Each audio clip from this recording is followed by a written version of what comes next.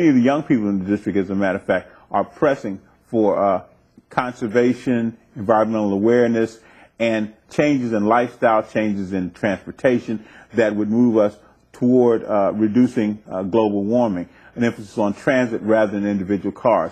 An emphasis on energy efficient cars and alternative fuel cars that would take us away from the traditional fossil fuels, oil and gas, which basically contributes to global warming. So my district is very concerned. Everyone's beginning to focus on it.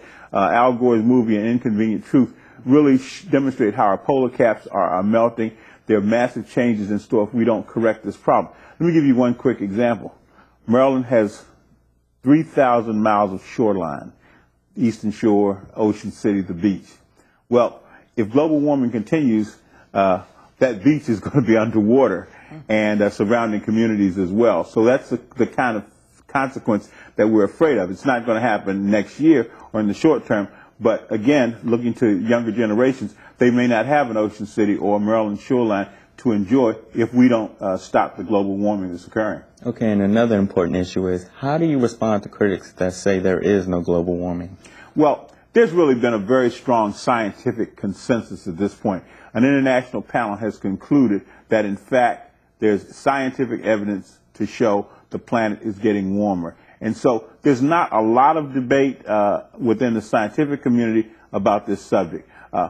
There's really no question. The planet is getting warmer. We're seeing the melting ice caps. We're seeing species change. We're seeing much more intense hurricanes. That's another consequence of this global climate change. With the warming comes climate change.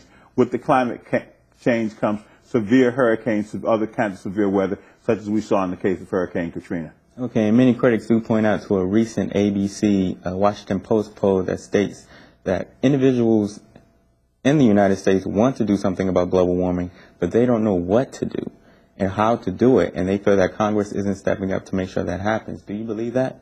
Well, obviously people are concerned, and I share their concern, but Congress is acting. We've already passed one energy bill that focuses on energy efficiency, that does what I call grasp the low-hanging fruit. In other words, we can change our lifestyle. Reducing our energy consumption reduces the amount of electricity that has to be generated. The generation of electricity is a leading cause of global warming. So as we cut out lights, as we use energy efficient lights, which were provided for in recent legislation, as we get energy efficient heating and air conditioning systems, which is also required under the legislation we just passed, you will see changes in our overall energy consumption. Reduced energy consumption is a step in the right direction. But as I say, we still have to go to the cap and trade program, which will actually limit our emissions. And we may even have to have a carbon tax, which would actively discourage the use of fossil fuels and other kinds of emissions, products or processes that generate emissions. Okay, and on another subject, what exactly is the Kyoto Protocols, and what is your work involving that? Well, the Kyoto Protocol was basically an attempt by the international community to address the problem of climate change. It occurred several years ago, and there was a protocol, basically a treaty, that called on all the developing countries to take certain steps to reduce global warming by reducing emissions levels by specific amounts. The United States declined to sign on to that treaty, and so we have a responsibility to come up with an alternative approach. That's what we're trying to do now. The concern was that countries like the United States that are developed would have to bear the burden of global climate change. Other developing countries, India and China, which are emitting a lot of pollution as well, and a lot of these gases, would not have the same level of responsibility, and it would put the United States at an economic disadvantage and cause job loss.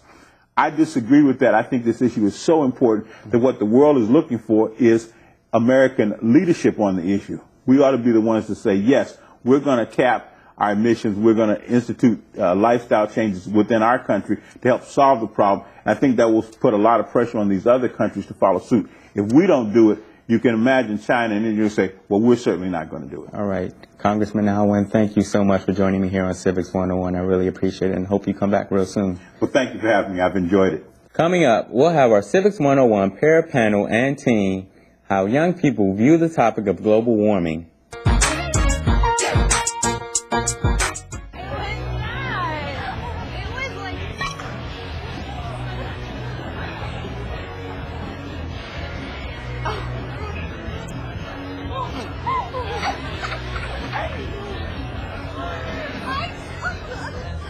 It's easy to tell if you've had way too many.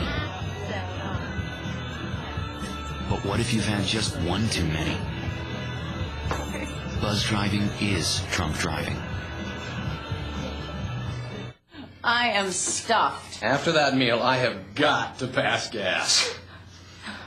Powder room's right there. No! Daddy's gas can kill us all! That's right. Toxic clouds like the one I'm about to unleash could make everyone deathly ill. Even that baby of yours. Be right back. Secondhand smoke contains hydrogen cyanide and other deadly gases. What a guy. He is a keeper. Don't pass gas. Take it outside.